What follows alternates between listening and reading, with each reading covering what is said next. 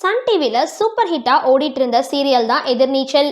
இந்த சீரியலில் குணசேகரன் அப்படின்ற கதாபாத்திரத்தில் நடிச்சிட்டு வந்த மாரிமுத்து அண்மையில் மாரடைப்பு காரணமாக திடீர்னு இருந்திருக்காரு. இதனால் அடுத்த குணசேகரனா யார் நடிப்பாங்க அப்படின்னு பேச்சுவார்த்தை பல நடிகர்கள்கிட்ட நடந்துட்டு இருந்தது. அந்த வகையில் பிரபல நடிகரான வேல ராமமூர்த்தி கிட்டையும் இது பற்றி பேசப்பட்டது.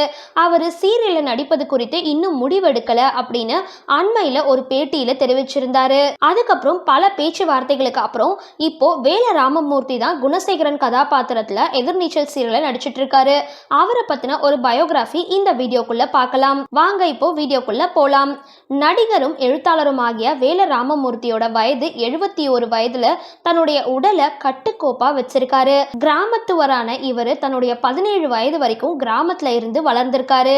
இவர் காய்கறியில இருந்து இறைச்சி வகைகளையும் அதிகம் விரும்பி சாப்பிடுவாராம். தன்னோட மண் மேலையும் மக்கள் மேலையும் கொண்ட விருப்பத்தின் காரணமாக தான் எழுத்தாளரா உருவெடுத்திருக்காரு. மேலும் சின்ன வயசுல தன்னுடைய நண்பரோட உதவியோட சென்னைக்கு வந்திருக்காரு. ஆனா சென்னையில என்ன செய்யறதுன்னு தெரியாம இருந்த இவரு தன்னுடைய நண்பரோட சேர்ந்து ராணுவத்துல சேர்ந்திருக்காரு. அதுக்கப்புறம் தான் எழுத்தாளரா மாறியிருக்காரு. அதன்படி தன்னுடைய ஊர்ல நடந்த மரக்கடத்தல் தொடர்பா தான் தன்னுடைய முதல் கழுதையை எழுதினாராம். இது ரசிகர்களை கவர்ந்ததால தொடர்ந்து பல உண்மை சம்பவங்களை கதைகளா எழுத ஆரம்பிச்சிருக்காரு. இவர் எழுதிய நூல்கள்ல குற்ற பரம்பரை நாவல் பிரபலங்கள் மத்தியிலும் நல்ல வரவேற்பு பெற்றிருக்கு. இது தவிர இவர் வீதிகள்ல நடனமாடுற கலைஞராகவும் இருந்திருக்காரு.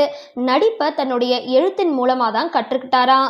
மேலும் இவர் மத யானை கூட்டம் திரைப்படத்துல தான் அறிமுகமாகி இருக்காரு. தொடர்ந்து சேதுபதி, கிடாரி, எங்க வீட்டு பிள்ளைன்னு பல படங்கள்ல நடிச்சிருக்காரு.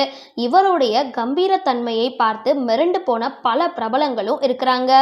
மேலும் இவருக்கு யாராவது தப்பு பண்ணினா கோபம் வருமா, மற்றபடி மிகவும் மென்மையான மனிதர் தானாம்.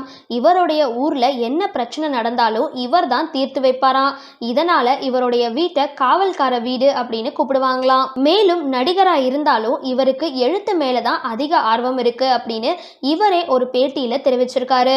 அதோட இவர் இப்போ எதிர்நீச்சல் சீரியல்ல ரொம்பவே வில்லன் கேரக்டர்ல கலக்கிட்டு வராரு. எதிர்நீச்சல் சீரியல் குணசேகரன் பத்தின உங்களோட கருத்துக்களை கீழே கமெண்ட் பாக்ஸ்ல போஸ்ட் பண்ணுங்க. வீடியோ பிடிச்சிருந்தா லைக் பண்ணுங்க, ஷேர் பண்ணுங்க. மறக்காம டிபி காபி சேனலை சப்ஸ்கிரைப் பண்ணுங்க.